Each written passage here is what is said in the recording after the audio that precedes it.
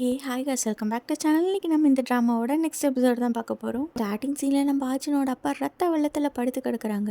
ஆச்சின் எப்படியாவது என்னை காப்பாற்று அப்படின்னு அவர் ரொம்ப வீக்காக பேச, அப்போ நீங்கள் இன்னும் சாகலையாப்பா, நீங்கள் உயிரோடு இருக்கிறது என்னோட பிளான்லேயே இல்லை, நீங்கள் தான் எல்லாத்துக்கும் காரணம், உங்களால் தான் நான் இப்படி மாறினேன், என்னோட சின்ன வயசு வாழ்க்கையை நீங்கள் நாசம் பண்ணிட்டீங்கல்ல, எனக்கு பண்ணதுக்கெல்லாம் நான் உங்களுக்கு திருப்பி கொடுக்க வேண்டாமா, ஸோ நீங்கள் இப்போ சாகிறது தான் ஒரே வழி. அப்புறம் நம்ம ஆஜின் அவங்க அப்பா தலையில் இருக்க கேப் எடுத்துகிட்டு போய் பாத்ரூமில் கட் பண்ணி அதை ஃப்ளஷ் பண்ணி விடுறாங்க. அப்படி நம்ம ஆஜின் அவங்க பண்ண க்ரைம் எல்லாத்தையுமே அழிச்சிட்ருக்க நெக்ஸ்ட் டே நம்ம கிம்மை வந்து அரெஸ்ட் பண்ணிடுறாங்க. நம்ம ஆஜனுக்கு ஹெல்ப் பண்ணுறதா நினச்சிட்டு அவர் தானே நம்ம ஹீரோனோட அப்பாவை பேட்டால் அடித்தாங்க. போலீஸ் வந்து நம்ம ஆஜன் கிட்ட விசாரிக்கிறாங்க. இந்த பக்கம் கிம்மையும் இன்வெஸ்டிகேட் பண்ணிட்டு இருக்காங்க. நான் அது அவளோட ஸ்டாக்கர் இருந்தான்னு நினச்சேன், அவளோட அப்பான்னு தெரிஞ்சிருந்தா சத்தியமாக நான் அவரை அடிச்சிருக்கவே மாட்டேன் அப்படின்னு நம்ம கிம் சொல்ல, நீங்கள் எப்படி அது அவளோட ஸ்டாக்கர் தான் நீங்கள் நினச்சிங்க, ஏன்னா அவர் தலையில் கேப் போட்டிருந்தாரு, ஆஜினை டார்ச்சர் பண்ணுற ஸ்டாக்கர் அந்த மாதிரி தான் போட்டிருந்தான், அந்த கேப் இருந்ததுனால தான் நான் வந்து அவளோட அப்பாவை ஸ்டாக்கர் நினச்சி தெரியாமல் அடிச்சிட்டேன். என்னது கேப்பா, அந்த மாதிரி நாங்கள் எதுவும் பார்க்கலையே அப்படின்னு சொல்லி அந்த க்ரைம் ஃபைல்ஸ் எல்லாம் எடுத்து பார்க்குறாங்க. அந்த ஃபோட்டோஸில் எதுவும் அந்த கேப் இருந்ததுக்கான எவிடன்ஸே இல்லை. இதை கேட்டு நம்ம கிம் வந்து ஷாக் ஆகி போய் நிற்க, நம்ம ஹீரோன் வந்து சொல்கிறாங்க, நம்ம ஆஜன் கிட்ட அந்த கேப்பை பற்றி விசாரிச்சா என்னோட அப்பா அந்த மாதிரி எதுவும் போடலையே அப்படின்னு நம்ம ஹீரோன் அப்படியே மாற்றி சொல்ல, கேஸ் நீங்கள் தெரியாமல் அந்த பொண்ணோட அப்பா அடிச்சிட்டாலும் எதுக்காக அந்த இடத்த விட்டு ஓடி போனீங்க அப்படின்னு அந்த ஆஃபீஸர் கேட்க, ஆஜனோட அப்பா கிம்மை வந்து அட்டாக் பண்ண ட்ரை பண்ண, அப்பா அவரோட பேஸ்பால் பேட்டை எடுத்து ஒரே அடி, நம்ம ஆஜனோட அப்பா கீழே வந்து அவரோட தலையில் ப்ளீட் ஆக ஆரம்பிச்சிடுது. இதை பார்த்ததும் கிம் வந்து ஆம்புலன்ஸ்க்கு கால் பண்ணி ட்ரை பண்ணுறாங்க.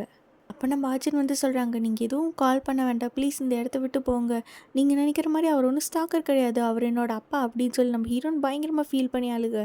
இதை கேட்டு கிம் வந்து ஷாக் ஆகுறாங்க. நீங்கள் எந்த பிரச்சனையிலையும் மாட்டக்கூடாதுன்னா இந்த இடத்த விட்டு தயவு செஞ்சு போங்க, இந்த மெஸ் எல்லாத்தையும் நான் கிளியர் பண்ணிக்கிறேன் அப்படின்னு நம்ம ஆஜன் சொல்ல, அதனால கிம் அந்த இடத்த விட்டு ஓடி போயிடுறாங்க. கிம் வந்து ஆல்ரெடி அடிபட்டிருக்கு, என்னதான் அவங்க சொல்லியிருந்தாலும் நீங்கள் அப்படி அந்த இடத்த விட்டு போயிருக்க கூடாது, நான் இந்த மாதிரி நேரோ மைண்டடாக திங்க் பண்ணுற ஆளே கிடையாது, யாரோ என்னை மேனிப்புலேட் பண்ணி இப்படி என்னை பண்ண வச்ச மாதிரி இருக்குது, யாரோ என்ன பிளான் பண்ணி மாட்டி விட்டாங்க அப்படின்னு நம்ம கிம் வந்து அந்த போலீஸ் ஆஃபீஸர் கிட்ட சொல்லிட்டு இருக்காங்க. நம்ம ஆஜின் கூட இருக்க ஆஃபீஸர் வந்து நம்ம ஹீரோனோட அப்பா இறந்த ரிப்போர்ட் வாங்கி படிக்கிறாங்க. உன்னோட அப்பா வந்து 9 to 10:30 இறந்துருக்காரு, ஆனால் நீ 3 மணிக்கு தான் ஹெல்ப் வந்து கூப்பிட்ருக்கு, அது வரைக்கும் நீ என்ன பண்ணிட்டு இருந்த, என்னோட அப்பா அடிச்ச அடியில் நான் மயங்கி விழுந்துட்டேன், திரும்ப நான் எப்போ கான்ஷியஸ் வந்தனோ அதுக்கப்புறம் தான் நான் ஹெல்ப்பை கூப்பிட்டேன். அந்த ஆஃபீஸர் நம்ம ஆச்சின் கிட்ட கேள்வி மேலே கேள்வியாக கேட்டுட்ருக்காங்க. ஆல்ரெடி நான் ரொம்ப முடியாமல் டயர்டில் இருக்கேன், ப்ளீஸ் இதுக்கு மேலே உங்களுக்கு எதுவும் கேட்குறதுக்கு இல்லைன்னா தயவு செஞ்சு என்னை தனியாக விட்றீங்களா. அப்போ அந்த ஆஃபீஸருக்கு ஒரு கால் வர அவர் வெளில போயிடுறாரு. வெளியில் அவங்க பேசுகிறது எல்லாத்தையுமே நம்ம ஆச்சின்னு ஒட்டு கேட்டுட்ருக்காங்க. அந்த பேஸ்பால் பிளேயர் கிம் அவர் வந்து இந்த பொண்ணோட அப்பாவை ஒரு செல்ஃப் டிஃபென்ஸ்க்காக மட்டும்தான் அடிச்சிருக்காங்க. திங்க் பண்ணி பாரு, சின்ன வயசுலேருந்து இந்த பொண்ணோட அப்பா ரொம்ப அப்யூசிவாக இந்த பொண்ணை போட்டு டார்ச்சர் பண்ணிட்டு இருக்காங்க. இப்போ அந்த ஆளியாக இருந்தால் யாருக்கு லாபம், இந்த பொண்ணுக்கு தானே, நாம ஏன் இந்த கேஸை இந்த பொண்ணோட லீடில் கொண்டு போய் இந்த பொண்ணை மாட்டி விட்டுறக்கூடாது அப்படின்னு அவர் பேசுறது எல்லாத்தையுமே நம்ம ஆஜின் வந்து ஃபோனில் ரெக்கார்ட் பண்ணிட்டு இருக்காங்க. ஆக்சுவலாக இந்த போலீஸ் டிபார்ட்மெண்ட்டை சேர்ந்த ஒருத்தர் நம்ம கிம்மோட ஃப்ரெண்ட், அதனால் எப்படியாவது நம்ம ஹீரோனை இந்த கேஸில் மாட்டி விட்டு கிம்மை காப்பாற்றிடணும் அப்படின்னு சொல்லி அவங்க பிளான் போட, இது எல்லாத்தையுமே நம்ம ஹீரோயின் வாட்ச் பண்ணி ரெக்கார்ட் பண்ணிட்டு இருக்காங்க. அடுத்த சீனில் அந்த போலீஸ் ஆஃபீஸர் யாரோ ஒருத்தர்கிட்ட லஞ்சம் வாங்குறாங்க. இது எல்லாத்தையுமே தூரத்துலேருந்து ஹாஸ்பிட்டலில் நம்ம ஹீரோயின் பார்த்துட்டு இதையும் ஃபோட்டோ எடுத்து வச்சுக்கிறாங்க. இந்த ஆஃபீஸர் பண்ணுற எல்லாத்தையுமே நம்ம ஜுன்சு தூரத்துலேருந்து வாட்ச் பண்ணிருக்காங்க. கட் பண்ண அடுத்த சீன் இப்போ அந்த ஆஃபீஸர் வந்து நம்ம ஆஜனோட வீட்டுக்கு தான் வந்திருக்காரு. இப்போ கிம் சொன்ன மாதிரி ஆஜனோட அப்பா தலையில் ஏதாவது கேப் இருக்கா அப்படின்னு வீடு ஃபுல்லாக தேடிட்டு இருக்கப்போ டாய்லெட் ஃப்ளஷில் அந்த கேப்போட சின்ன சின்ன பீசஸ் எல்லாம் இருக்கிறது பார்க்குறாரு. இப்போ இந்த கேஸ் டோட்டலாக நம்ம ஆர்ஜுனுக்கு அகெயின்ஸ்டாக மாறிட இப்போ அவங்கள கொண்டு போய் விசாரிக்கிறாங்க. இந்த பக்கம் நம்ம கிம் கிட்ட வந்து சொல்கிறாங்க, இந்த ஆர்ஜுன் தான் எல்லா வேலையும் பண்ணி உன்னை மாட்டி விட்டுருக்கா. என்னதான் ஆர்ஜுன்னா, என்னால் நம்பவே முடியலையா அப்படின்னு சொல்லி நம்ம கிம் ஷாக் ஆக, இப்போ நீங்கள் என்ன காப்பாற்றிட்டா அப்போ அந்த ஆர்ஜுனோட நிலைமை என்ன, அவளை பற்றி நீ ஏன் கவலைப்படுற, அவன் லைஃபே நாசம் பண்ணிட்டா, நீ பழையபடி பேஸ்பால் விளாடணுமா வேண்டாமா அப்படின்னு நம்ம கிம்மோட ஃப்ரெண்டு வந்து அட்வைஸ் பண்ணிட்டுருக்கு. அடுத்த சீன்லேயே போலீஸ் ஸ்டேஷனுக்கு ஒரு ஆக்ட்ரஸ் வந்து வந்திருக்காங்க. அவங்க குடிச்சிட்டு வண்டி ஓட்டி ஆக்சிடென்ட் பண்ணதுனால இப்போ அவங்க ஸ்டேஷன் வந்திருப்பாங்க. இவங்க ஒரு பெரிய ஏஜென்சி சேர்ந்த ஆக்ட்ரஸுங்கிறதுனால அவங்களுக்கு பதிலாக வேற ஒரு பொண்ணை காமிச்சு அன்றைக்கி நைட் இவ வந்து ட்ரைவ் பண்ணல, இந்த பொண்ணு தான் ட்ரைவ் பண்ணா அப்படின்னு சொல்லி அவங்களும் போய் சொல்ல, அந்த ஆஃபீஸர்ஸும் அந்த ஆக்ட்ரஸை விட்டுடுறாங்க. அதே இடத்துல தான் நம்ம ஆஜினும் இருக்காங்க. நம்ம ஆஜினு இப்போ போலீஸ் ஆஃபீஸர்ஸ் எல்லாம் உள்ளே கூப்பிட்டு போக அந்த ஹீரோன் கூட வந்து நம்ம ஆஜினையே ஊற்று பார்த்துட்டு இருக்காங்க, எங்கேயோ பார்த்த மாதிரி இருக்குது அப்படின்னு. இப்போ அந்த ஆஃபீஸர் நம்ம ஆஜினை தான் விசாரிக்கிறாங்க. இதை பாருமா, ஆல்ரெடி நான் உன்னோட ஃபோனு கால் ஹிஸ்ட்ரி எல்லாத்தையுமே செக் பண்ணிட்டேன், நீ தான் உங்கள் அப்பாவை வீட்டுக்கு வர சொல்லியிருக்க, அவனுக்கு காசு தரேன் அப்படின்னு சொல்லி, அது மட்டும் இல்லாமல் நீ தான் உன் பாஸையை வர சொல்லியிருக்க, கிம் சொன்ன மாதிரி உங்கள் வீட்டில் அந்த கேப் இருக்கான்னு நான் தேடி பார்த்தப்போ டாய்லெட் ஃப்ளஷில் இந்த பீசஸ் எல்லாம் கிடச்சிது அப்படின்னு சொல்லி காட்டேன். நம்ம ஹீரோயின்கா வசமாக மாட்டிக்கிட்டோண்டா அப்படின்னு சொல்லி திருன்னு முழிச்சிட்டு இருக்காங்க.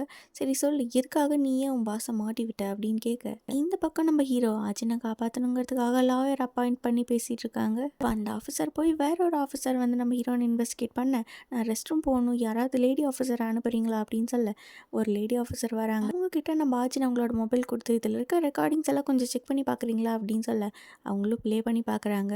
அந்த போலீஸ் ஆஃபீஸர் வந்து நம்ம அர்ஜுனை எப்படியாவது மாட்டி விடணும், கிம் எப்படியாவது காப்பாற்றணும்னு சொல்லி பேசின எல்லாமே இருக்குது. இதை கொண்டு போய் அவங்களோட ஹையர் ஆஃபீஸர் கிட்ட காட்ட உடனே அவங்களோட காரு திங்ஸ்ன்னு சொல்லி எல்லா இடத்துலையும் ரைட் பண்ணி ஏதாவது லஞ்சம் இருக்கா அப்படின்னு சொல்லி செக் பண்ணி பார்க்குறாங்க.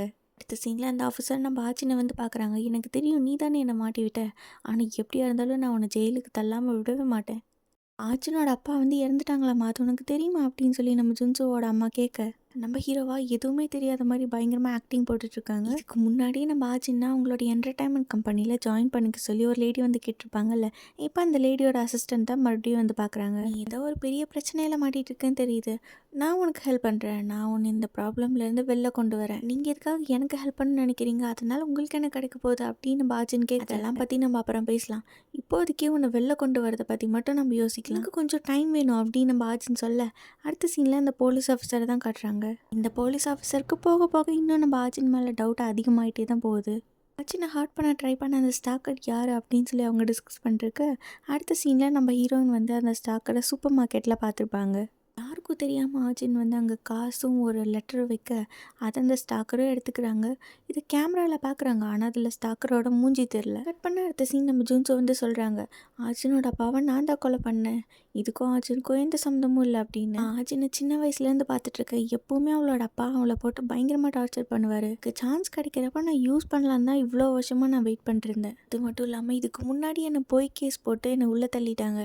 ஆல்ரெடி நீ ஜெயிலில் இருந்தானே வெளில வந்த, ஆமாம் வெளில வந்ததும் எங்கே போனேன் அப்படின்னு கேட்க, நான் அர்ஜுனோட அப்பாவை கொலை பண்ணலான் தான் போனேன், அதுக்காக மயக்க மருந்து எடுத்து அவரோட ட்ரிங்க்ஸில் கூட கலந்து வச்சேன், ஆனால் அவர் எப்படியோ எஸ்கேப் ஆகிட்டாரு. இப்போ ஹீரோ சொன்ன மாதிரி அவங்க அந்த மெடிசன்லாம் வாங்கியிருக்காங்களா அப்படின்னு சொல்லி அவங்களும் செக் பண்ணுறாங்க. அது கன்ஃபார்மும் ஆகிடுது. இப்போ மறுபடியும் நம்ம ஹீரோ அவங்களோட ஸ்டோரி சொல்கிறாங்க. அப்புறம் நான் அர்ஜுனோட வீட்டுக்கு போனப்போ அவளும் அவங்க அப்பாவும் மயக்கத்தில் இருந்தாங்க, இதாண்டா எனக்கு கிடைச்ச சான்ஸ் அப்படின்னு சொல்லி நான் தான் அவளோட அப்பாவை கொலை பண்ணேன் பேட்டால் அடிச்சு. அர்ஜுனை அரெஸ்ட் பண்ணதுக்கப்புறம் நீ வேணும்னே அவளை காப்பாற்றுறதுக்காக இப்போ நீ சொல்கிறியா அப்படின்னு கேட்க, நம்ம ஹீரோக்காக என்ன சொல்கிறேன்னு தெரியாமல் திருன்னு முழிச்சிட்டு இருக்காங்க. இருந்தாலும் நீ சொல்கிறதுல ஒரு பாயிண்ட் இருக்குது அப்படின்னு சொல்லி நம்ம அர்ஜுனை ரிலீஸ் பண்ணிடுறாங்க. என்னாச்சு, என்னை விட்டுட்டிங்களா, அவ்வளோதானே என்னோட ப்ரொசீஜர் அப்படின்னு கேட்க, ஜுன்சு தான் உன்னோட அப்பாவை கொலை பண்ணா அப்படின்னு ஒத்துக்கிட்டான், அதனால உன்னை ரிலீஸ் பண்ணிட்டாங்க அப்படின்னு அந்த ஆஃபீஸர் சொல்கிறாங்க. ஆக்சுவலாக என்ன இருக்குன்னா நம்ம ஆஜின் தான் அவங்களோட அப்பாவை கொலை பண்ணியிருப்பாங்க கிம் அந்த இடத்த விட்டு அதுக்கப்புறம் தான் நம்ம ஜுன்சுவும் அவங்களோட வீட்டுக்கு வந்திருப்பாங்க. வந்து பார்த்து நம்ம ஹீரோனோட அப்பாவை காப்பாற்ற ட்ரை பண்ணுவாங்க, ஆனால் ஆல்ரெடி அவர் இறந்துருப்பார். அப்புறம் நம்ம ஜுன்சு ரெஸ்ட் ரூம் போய் பார்க்குறாங்க. நம்ம ஹீரோன் அவங்க அப்பாவோட கேப்பை ஃப்ளஷ் பண்ணியிருப்பாங்கல்ல, அது சரியாக போயிருக்காது. ஸோ வந்து டாய்லெட்டில் இருக்க எல்லாத்தையுமே வெளில எடுத்து அவங்க ப்ராப்பராக டிஸ்போஸ் பண்ணி எல்லா எவிடன்ஸையும் கிளியர் பண்ணுறாங்க. எல்லாமே பார்த்து ரெடி பண்ணிவிட்டு இந்த க்ரைமும் அவர் பண்ண மாதிரியே இருக்கணும்னு சொல்லி மறுபடியும் பேட் எடுத்து அவரை அடிச்சுட்டு நம்ம அர்ஜுனோட ஃபிங்கர் பிரிண்ட்ஸ் எல்லாம் கிளியர் பண்ணிடுறாங்க. நம்ம ஹீரோ சொன்ன எல்லா டீட்டெயில்ஸும் க்ராஸ் செக் பண்ணி பார்க்குறாங்க. பார்த்ததில் நம்ம ஹீரோ சொன்னது எல்லாமே ஃபேக் அப்படின்னு போலீஸ் கண்டுபிடிச்சிடுறாங்க. அர்ஜுனுக்கும் இதுக்கும் எந்த சம்மந்தமும் இல்லை, தயவு செஞ்சு அவளை விட்டுருங்க, என்ன பிடிச்சி ஜெயிலில் போடுங்க அப்படின்னு சொல்லி நம்ம ஹீரோ பயங்கரமாக டென்ஷனாகி கத்துறாங்க. ஆல்ரெடி அவள் லைஃப்பில் ரொம்ப கஷ்டப்பட்டுட்டா, அவளை விட்டுருங்க, என்ன வேணால் பண்ணுங்க அப்படின்னு நம்ம ஹீரோ ரொம்ப ஃபீல் பண்ணி பேச அடுத்த சீனில் நம்ம அர்ஜுன் வந்து அந்த என்டர்டைன்மெண்ட் கம்பெனியோட சிஇஓ கிட்ட தான் பேசுகிறாங்க. நம்ம அர்ஜுன் அவங்களுக்காக ஒர்க் பண்ண ஆக்ட்ரஸாக நடிக்க ஒத்துக்கிறாங்க. உடனே அந்த லேடி ஒரு கால் பண்ண நம்ம அர்ஜுனை ஜெயிலில் பிடிச்சி போடணும் அப்படின்னு நினச்ச அந்த ஆஃபீஸரை லஞ்சம் வாங்கினாங்கன்னு சொல்லி போலீஸ்கிட்டே மாட்டி விட்டுடுறாங்க. இப்போ அந்த லேடி மொத்த கதையுமே தலைகீழாக மாற்றிடுறாங்க. அது மட்டும் இல்லாமல் நம்ம ஹீரோவையும் ரிலீஸ் பண்ண வச்சிடுறாங்க. இதை பாரு அர்ஜுன், உன் ப்ராப்ளம் மொத்தமாக நான் சால்வ் பண்ணிட்டேன், ஆனால் இதுக்கப்புறம் நீ மறுபடியும் ஜுன்சுவாக மீட் பண்ணவோ பேசவோ கூடாது. நான் ஏன் பேசக்கூடாது அப்படின்னு நம்ம அர்ஜுன் கேட்க, ஏன்னா நீ ஒரு பெரிய செலிப்ரிட்டி ஆக போகிற, இப்போ பீப்புள்ஸ் எல்லாருமே நீ என்ன பண்ணுற, யார்கிட்ட பேசுகிற, உன் பாஸ்ட் என்ன அப்படின்னு எல்லாத்தையுமே வாட்ச் பண்ணுவாங்க. அப்படி இருக்கப்போ நீ இன்னும் ஜின்சுவோட ரிலேஷன்ஷிப்பில் இருந்தால் நம்ம கஷ்டப்பட்டு மறைச்சி எல்லா பாஸ்ட்டையும் எல்லோரும் தூண்டி எடுத்துருவாங்க. நீங்கள் சொன்னாலும் நான் இனிமேட்டு ஜுன்சு கூட பேச மாட்டேன் அப்படின்னு நம்ம அர்ஜுன் சொல்ல நம்ம ஹீரோனோட கேஸ் ஃபைல்ஸ் எல்லாமே அந்த லேடி எடுத்து அவங்களோட லாக்கருக்குள்ளே வச்சிடுறாங்க. அடுத்த சீன்லேயே இப்போ நம்ம ஜுன்சு வந்து ஆஜினை பார்க்குறாங்க. நீ எதுக்காக இப்படி பண்ண? உன்னோட பாஸ் உன்னை காப்பாற்றணும்னு தான் நினச்சாரு. உனக்கு அவரை பார்த்தா பாவமா இல்லையா அப்படின்னு நம்ம ஜுன்சு கேட்க, உன்னை யார் என்னோட விஷயத்துக்குள்ளார மூக்க நுழைக்க சொன்னா? அது மட்டும் இல்லாமல் நான் ஒன்று என் பாஸ் கிட்ட போய் என்னோட அப்பா அடிங்கன்னு சொல்லி அவராக தான் வந்து ஹெல்ப் பண்ணாரு. அதுக்கு நான் ஒன்றும் பண்ண முடியாது. நீ தான் அவரை மேனிப்புலேட் பண்ணியிருக்க. உன்னால தான் இப்போ அவர் ஜெயிலில் போய் கஷ்டப்பட்டுட்டு இருக்காரு. நான் இத்தனை வருஷமாக கஷ்டப்பட்டதெல்லாம் உனக்கு தெரியலையா? என்னோட அப்பா அம்மா, உன்னோட அம்மா எல்லாரையும் என்னை எவ்வளோ டார்ச்சர் பண்ணாங்க. மற்றவங்க மாதிரி நானும் ஒரு நார்மலான லைஃப் வாழணும்னு தானே ஆசைப்பட்டேன். அது என்ன பெரிய தப்பா அப்படின்னு சொல்லி நம்ம ஆஜின் எமோஷ்னல் ஆகி பேச, உனக்கு என்ன வேணுமோ எல்லாமே நான் தரேன். என்னால் முடிஞ்ச வரைக்கும் உன்னை ஹாப்பியாக வச்சுக்க ட்ரை பண்ணுறேன். ப்ளீஸ் இது எல்லாத்தையுமே விட்டுரு. நாம் எங்கேயாவது போய் ஃப்ரெஷ்ஷாக நம்மளோட லைஃப்பை ஸ்டார்ட் பண்ணலாம். ஒருவேளை நீ மட்டும் என்னோட அப்பாவை முன்னாடியே கொண்டிருந்தேன்னா என்னோட பாஸ் இப்போ மாட்டி இருக்க மாட்டாங்க. என்னோட பிளான் வேறு மாதிரி போயிருந்திருக்கும். ஆனால் நீ எதுவுமே பண்ணாதங்காட்டிக்கு தான் நான் இவ்வளோ பெரிய ரிஸ்க் எடுக்க வேண்டியதாக போச்சு. அதுக்கப்புறம் என்னோட லைஃப் எனக்கு பிடிச்ச மாதிரி மட்டும்தான் இருக்கும் அப்படின்னு நம்ம ஆஜின் சொல்ல, நம்ம ஹீரோவும் எவ்வளோ கன்வின்ஸ் பண்ண ட்ரை பண்ணுறாங்க. ஆனால் நம்ம ஆஜின் அந்த இடத்த விட்டே போயிடுறாங்க. இப்போ எங்கே பார்த்தாலும் நம்ம ஆஜினோட போஸ்டரும் வீடியோஸுமாக தான் இருக்குது. அந்த ஊர் ஃபுல்லாக அங்கே இருக்க எல்லா பில்டிங்லேயும் நம்ம ஆஜினோட வீடியோஸ் அண்ட் மூவிஸே ப்ரொமோட் பண்ணிகிட்ருக்கு.